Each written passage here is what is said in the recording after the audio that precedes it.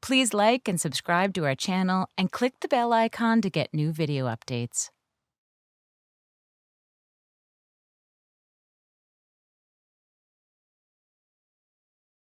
So throughout my middle school career, I had many different crushes. It was about the time when I started to develop real feelings for my peers, but no one was allowed to hear about any of them.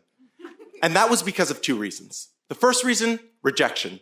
I was scared that I would admit that I liked someone and it would get to them, and then they wouldn't like me back, and that just seemed like a scary position for me to be in. The second reason was acceptance. I was scared that I was gonna admit I liked someone, that person finds out about it, and they may like me back, and then where do we go from there?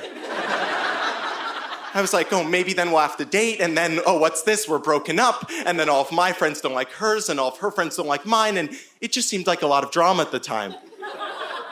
But then 8th grade came, and along with 8th grade came my biggest crush of all. It was on this girl named Rachel, who sat next to me in geography class, and it just seemed like there was this time in my life where I was only going to school just for that class and just to sit next to her and race her on the geography video game and see who could name more countries. She was just amazing. Like, we had all these inside jokes with each other, and I just had this feeling that I couldn't hold on to this crush any longer. And lucky for me, our middle school prom was right around the corner.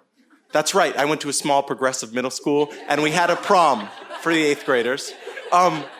So I was like, that's a great entrance into this romantic scene in my middle school. I'll ask Rachel out to prom. So I went home and I looked up on Google how to ask someone out to prom. And I come across these things called promposals, which are these sort of like proposals for marriage, but this time for the prom. And a lot of them had this musical element, like someone sings a song or does a dance. So I'm thinking, hey, I'm kind of musical, I can do that.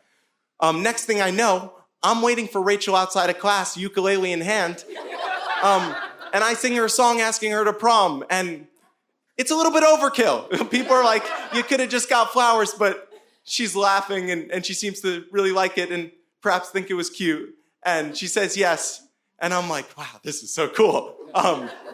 So next thing you know, we're at prom. And it's this under the sea theme. There's inflatable lobsters on the floor. Every table has a seaweed centerpiece. And Rachel and I have this wonderful night. Like, we're just talking the whole night, and we never leave each other's side. And we even have our caricature drawn together by the caricature artist, which feels like a really big move for me. And it's just this magical, nautical night. And at the end of it, we hug and we say goodnight, and I walk away and I'm like, well, that wasn't so bad. That wasn't so scary. This is really cool.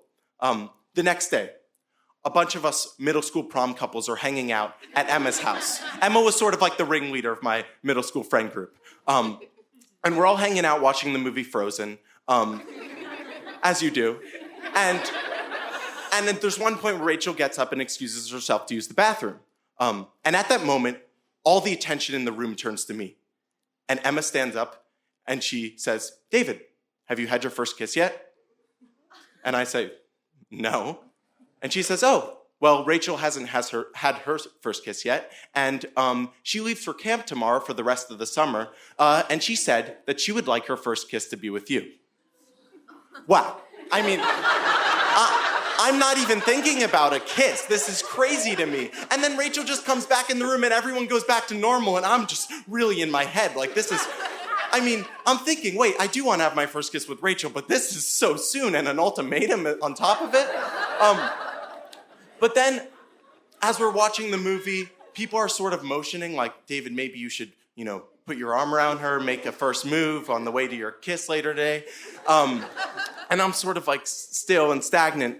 But then the song Let It Go comes on, and you know what I do?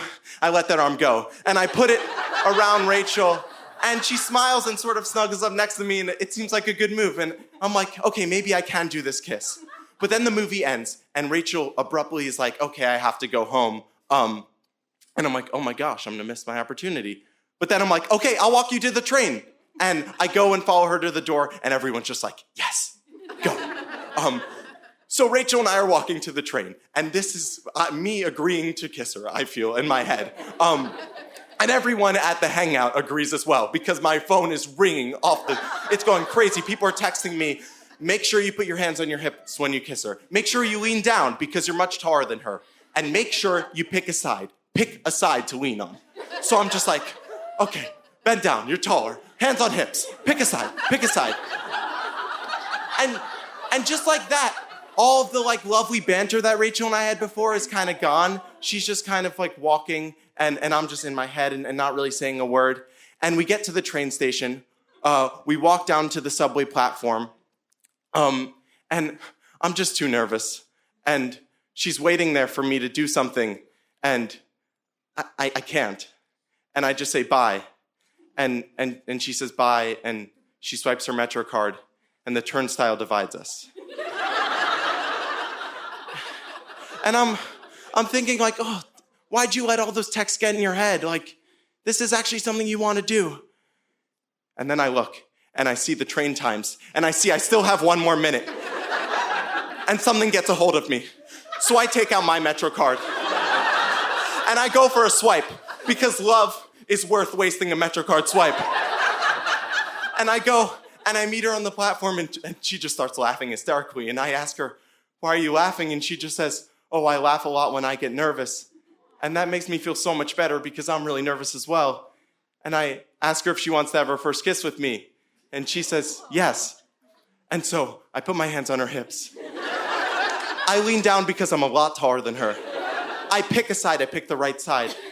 And as the train is coming, we place a little peck on the side of our lips, and the wind from the train hits us. And it's magical. And I'm really celebrating this moment, but I don't celebrate it with her. After it happens, I run away, because there's no staring off longingly into our eyes, none of that. No, I just leave the train station, and I walk out from the subway platform, and I'm just thinking about all the moments I can have in my life that are so exciting if I just put myself out there. I went from someone who couldn't even admit he had a crush on someone to asking a girl out to prom with my ukulele, having my first kiss, and more important than that, establishing a really special connection with someone I like. And there were so many thoughts running through my head, but one of them just kept sticking with me. It was just this amazing thought. I just kept thinking, I did it. Thank you.